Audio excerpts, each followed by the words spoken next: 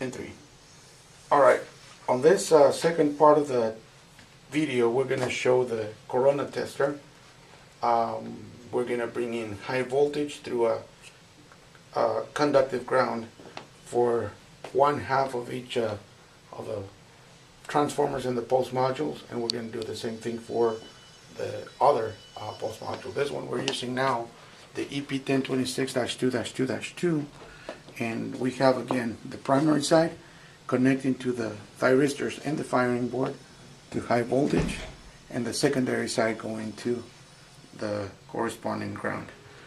What we have here is we're going to increase our voltage. We're going to go to about 2.4. Again, that's twice the normal rating of the AC voltage on the high voltage boards, which is 1.2. And then what we're going to look at here is see for any corona effect, any discharging of that voltage through the elements in that pulse module.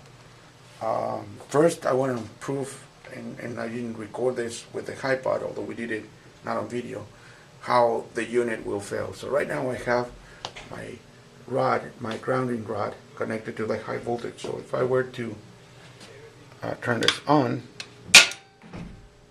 here's the build-up voltage and here's the leakage current or the discharge current.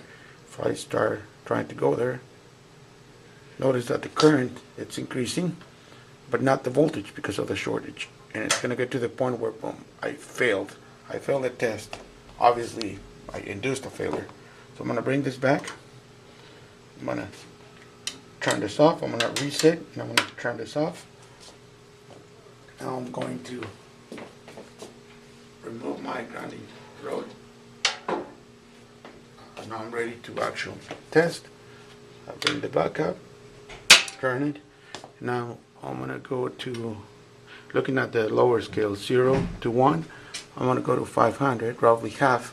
We notice that this ellipse is pretty clean. There's no discharge and there's hardly any current.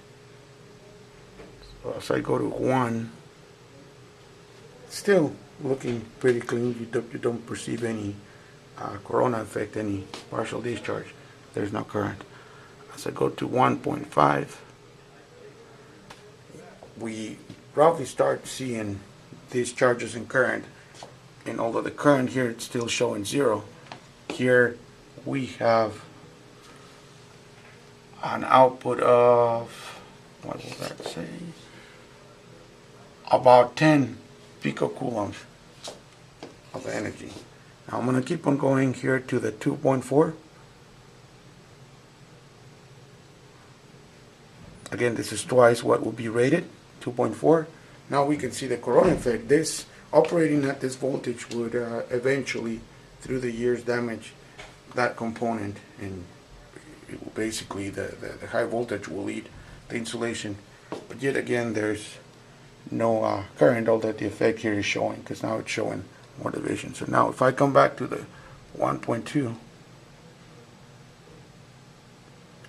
we see that it's clean, and basically there's no effect, there's no corona effect, there's no partial discharge eating the components, and start seeing it there on that pulse module. So this is how this pulse module tests are performed. This is the end of this video.